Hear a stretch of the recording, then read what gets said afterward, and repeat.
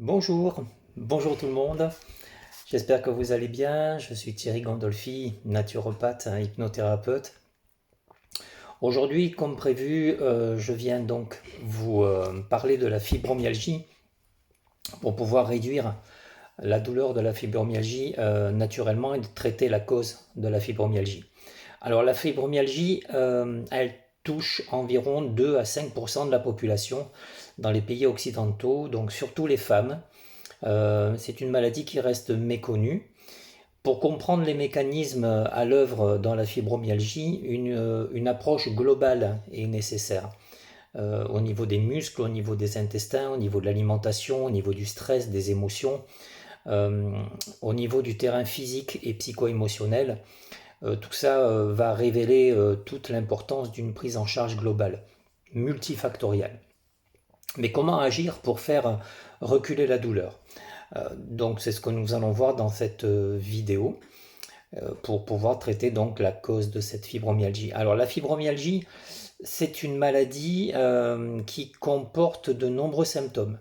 Donc les deux principaux symptômes de la fibromyalgie sont des douleurs musculaires, souvent intenses, et un état de fatigue, chronique. Elle est aujourd'hui encore synonyme d'incompréhension et de souffrance. C'est vrai que les malades peuvent mettre des années à être repérés. Le diagnostic est établi quand le médecin va identifier des douleurs musculaires chroniques présentes pendant plus de 3 mois consécutivement. Les symptômes révèlent une situation de surmenage généralisé du corps, installé véritablement en profondeur. L'organisme est envahi de toxines et de nœuds énergétiques. La fibromyalgie est une maladie inflammatoire du système nerveux. C'est pourquoi, au-delà des douleurs musculaires, les symptômes peuvent être très variés. Les médicaments, bien que nécessaires, n'ont pas une action ciblée sur les causes de la maladie.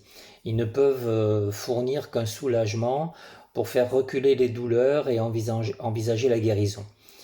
Il est indispensable d'améliorer le terrain. Ici, vous allez voir que l'intestin et l'état émotionnel sont primordiaux. Plusieurs études montrent un lien majeur entre des problèmes intestinaux et la fibromyalgie. Et une grande majorité des personnes fibromyalgiques présentent des troubles digestifs.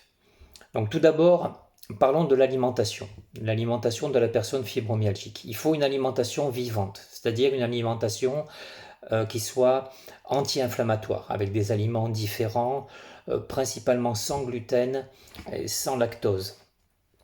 Éviter aussi les produits préfabriqués, tout prêt. Il faut aussi travailler sur le terrain intestinal.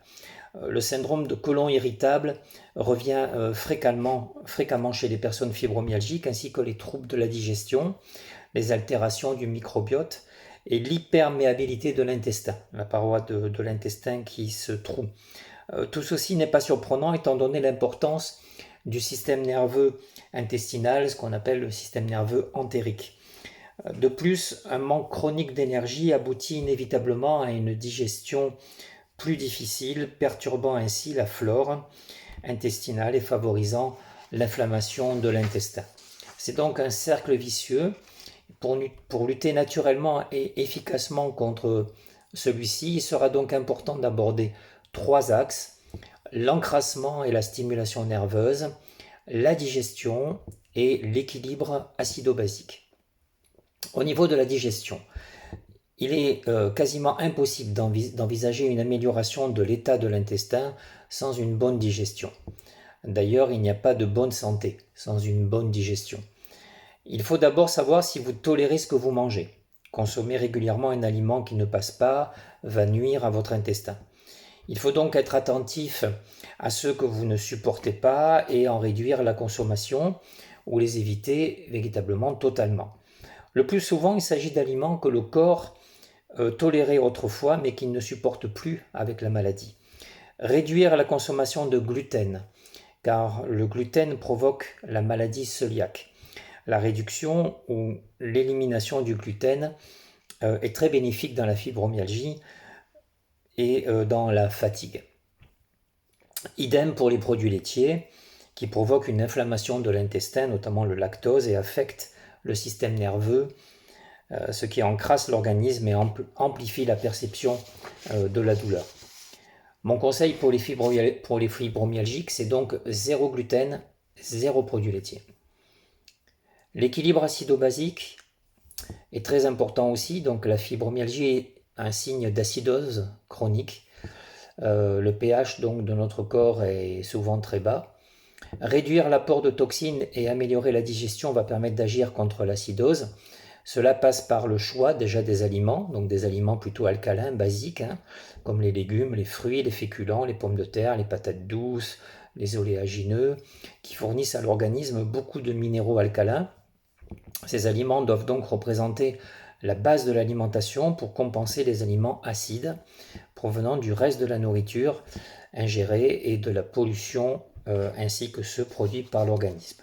Les aliments acides, on va retrouver les viandes, principalement les viandes rouges, les charcuteries, les produits transformés, les produits sucrés, le soda, les sodas, le sucre, le sel, les gâteaux, les tomates, les fruits acides, faites attention, comme le citron, les agrumes, les oranges, le vinaigre, le café, le thé, le chocolat. Le stress aussi est très acidifiant et facteur aggravant de la maladie. Le stress chronique est très destructeur, il peut considérablement amplifier l'inflammation. Je vous conseille des exercices pour atténuer le stress, notamment la cohérence cardiaque qui fonctionne très bien.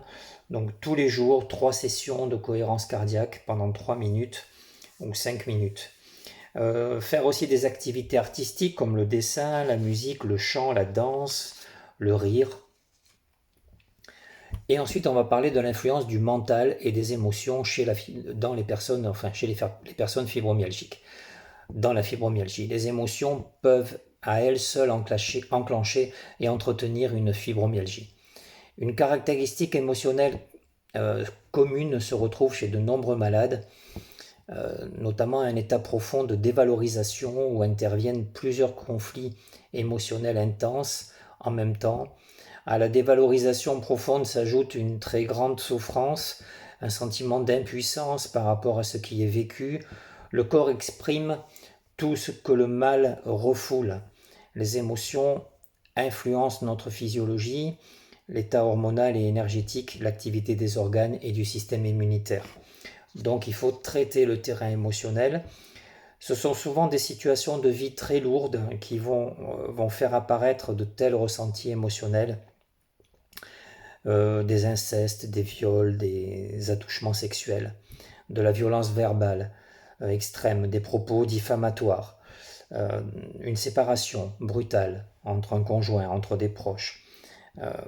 Cette composante émotionnelle éclaire le fait que la fibromyalgie concerne principalement les femmes à plus de 80% des malades. Les personnes concernées ont le sentiment de n'avoir aucune valeur, de n'être jamais à la hauteur, de ne pas mériter d'être heureuses, ni de vivre des choses positives. Elles ressentent une culpabilité profonde, estiment devoir réparer ce qui a besoin de l'être. C'est une chose souvent impossible. Elles portent parfois le fardeau qu'un de leurs parents portait, un lien avec des événements de sa vie et pensent devoir les supporter à leur tour avec la souffrance morale qui l'accompagne. Enfin, ces personnes-là éprouvent beaucoup de colère envers elles-mêmes ou envers leur entourage. C'est un cercle vicieux mental et émotionnel qu'il est nécessaire de rompre pour obtenir une amélioration significative et même une guérison. Le facteur émotionnel est clairement identifié lorsque les crises inflammatoires de la fibromyalgie reviennent à répétition. Parfois, la situation est plus complexe et il faut aller voir dans le passé de ces personnes-là. L'hypnose est très très très intéressante parce qu'elle va aider à se libérer de conditionnements toxiques, libérer l'inconscient et permettre d'établir un nouvel état psychique qui renforce le potentiel de guérison de l'organisme. La méditation aussi renforce aussi les effets positifs pour se libérer de la charge émotionnelle, de la fibromyalgie. Un changement de regard sur son passé que l'on peut traiter aussi en hypnose est très bénéfique. Accepter d'avoir de la valeur, de développer de l'amour, de l'estime de soi, de la confiance en soi, tout ça peut se traiter sous hypnose.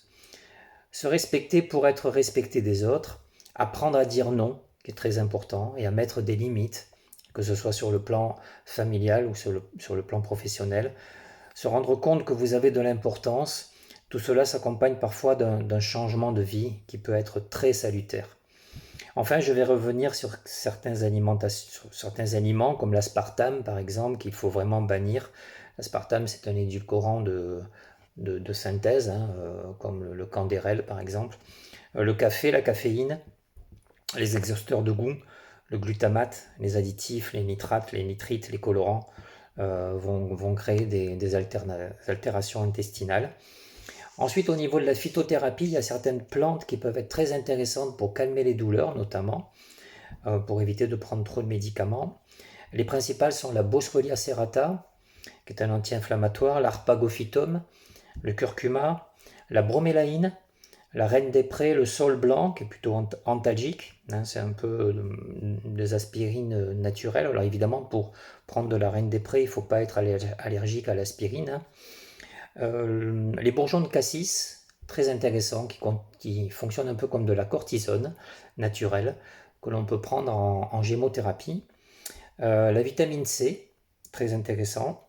Les vitamines du groupe B, qui vont agir sur le système nerveux. La capsaïcine. La capsaïcine est un composé responsable du piment, du piquant des piments, et elle a un effet de chaleur au niveau de la douleur qui peuvent être intéressantes. On la trouve en gel notamment, que vous pouvez vous passer sur les zones du corps inflammatoires. Voilà, j'espère vous avoir un petit peu plus conseillé si vous souffrez de fibromyalgie. Et je vous retrouve très prochainement, très bientôt pour une autre vidéo. N'hésitez pas à mettre vos commentaires et à me laisser un petit message si vous avez besoin d'aide. Voilà, merci beaucoup. Je consulte au centre de soins Prana que vous pouvez trouver sur Internet à Saint-Géron et à Foix en Ariège. Merci beaucoup, au revoir.